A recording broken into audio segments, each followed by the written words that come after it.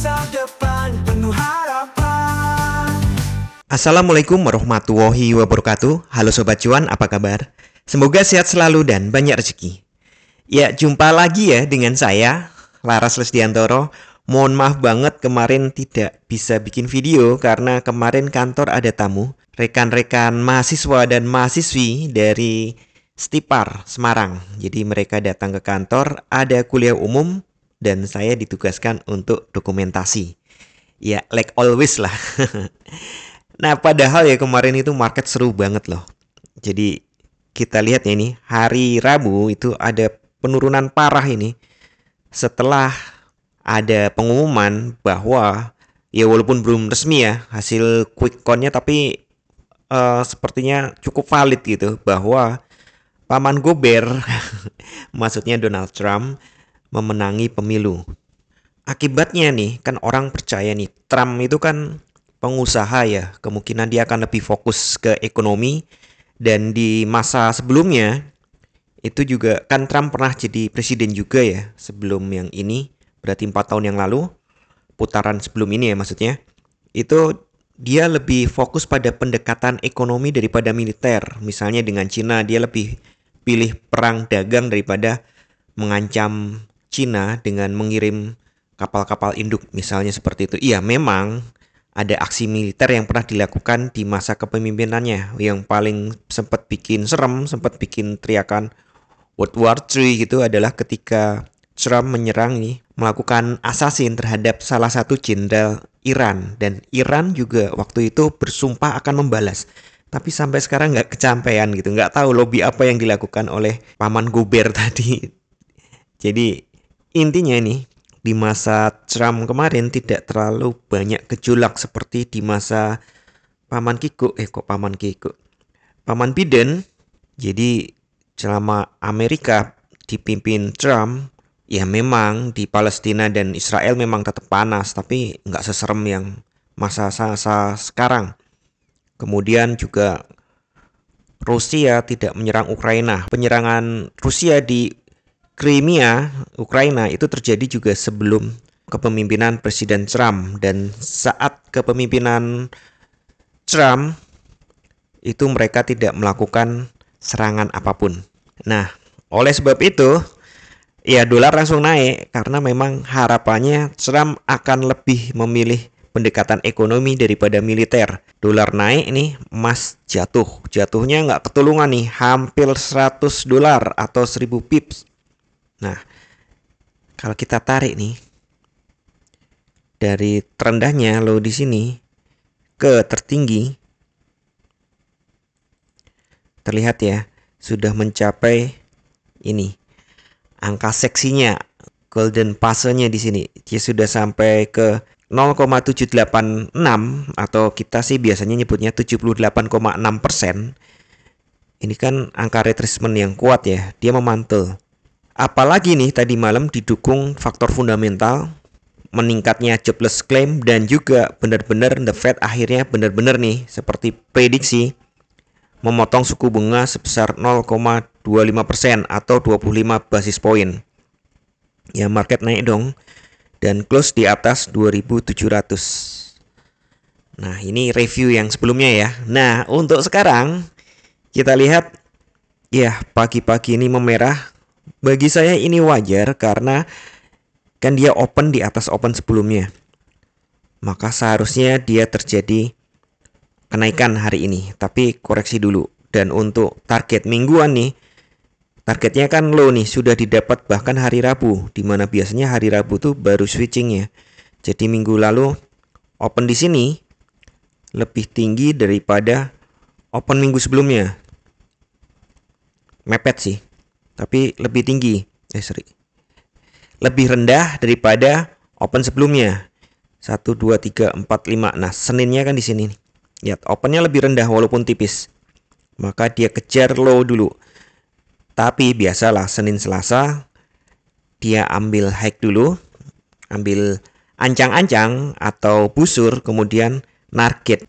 Dan ternyata targetnya langsung hari Rabu. Kamis penurunan yang kenceng ini dikoreksi. Nah, sekarang Jumat.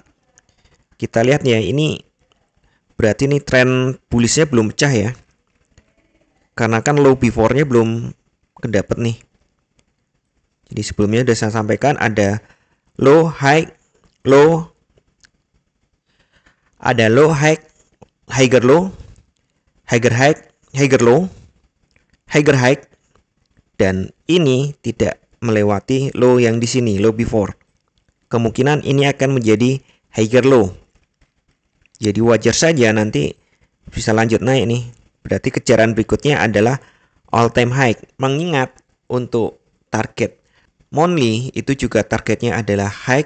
Jadi kemungkinan bulan ini ada ini ya, ada all time high ya. Tapi ya tunggu dulu lah, sabar-sabar dulu. Karena 2 minggu awal biasanya ada tarik busur. Nah ini udah tarik busur sih. Hari ini tidak ada kalender ekonomi yang cukup penting, cuma ada satu. Dan itu di beberapa tempat nih, itu dianggap bukan high impact. Tapi di radar saya anggap itu high impact. Yaitu di jam 21.59 ada Michigan Consumer Sentiment bulan November. Diperkirakan naik dari 70,5 menjadi 71,0. Ya biasanya itu berarti kan bagus untuk ekonomi. Biasanya buruk untuk emas. Ingat minggu ini targetnya adalah turun dan sudah dicapai. Mungkin dia juga nggak boleh terlalu naik. Minggu berikutnya masih kemungkinan masih ada penurunan. Nah, baru minggu kedua, ketiga baru ada kenaikan. Prediksi saya seperti itu. Kalau kita perhatikan lini masanya atau alur ceritanya. Untuk detail lagi kita perjelas ke 4 jam. Ini ya jatuhnya di sini. Pertama di sini dulu awal Eropa ini. Pertama di sini dulu sideways jatuh. Nah, kita lihat dulu ke 1 jam biar lebih detail. Abaikan yang 4 jam, tidak terlalu banyak informasi. Nah, kita lihat ya. Kalau saya garis di sini, ini kan ada base ya, base, tembus naik. Nah ini tertahan di sini. Sebelumnya kan kita anggap ada di 2708. Ini dekat nih 2707. Nah itu low. Nah itu angka yang harus diperhatikan. Nah kalau dilihat nih dari penurunan ini, saya gunakan yang lain dulu. Oke, saya cari yang agak kosong. Weekly ternyata agak kosong. Nah kalau dilihat di sini, dari high di sini ke low di sini, ini sudah separuh lebih, sudah mendekati area emas. Walaupun nih ada kemungkinan dia tembus, tapi dia perlu tarik balik dulu nih. Nah, kira-kira seperti itu. Itu sesuai dengan time frame saya ya, sesuai dengan apa itu lini masanya, alur ceritanya. Pagi ini mungkin akan ngelow dulu, malamnya mungkin lanjut naik lagi, tapi nggak tinggi karena untuk lini masa weekly ini target down. Hanya saja target downnya memang sudah tercapai. Dari stokastik juga sudah terlalu overbought, wajar kalau ada koreksi. Sekali lagi, angka yang harus diperhatikan di kisaran ini ya, 2707, bukan 700-nya, tapi justru antara 2707 sampai 2709, tergantung pakai yang mana. Itu area ya, sekali lagi support dan resisten itu bukan angka garis lurus, tapi suatu area. Areanya di situ, hati-hati di situ. Ini sudah pagi ini sedikit terbukti ada penurunan, hanya saja kita bisa aja naik kalau tembus di sini. Jadi kalau yang mau layering buyer boleh, karena bulan ini targetnya sebenarnya all time high. Terus ininya apa namanya, untuk koreksi ini, jadi target untuk risiko itu sekali lagi di 2603. Kalau harga itu tembus berarti low before-nya kena, artinya market akan lanjut turun. Bullish sudah berakhir.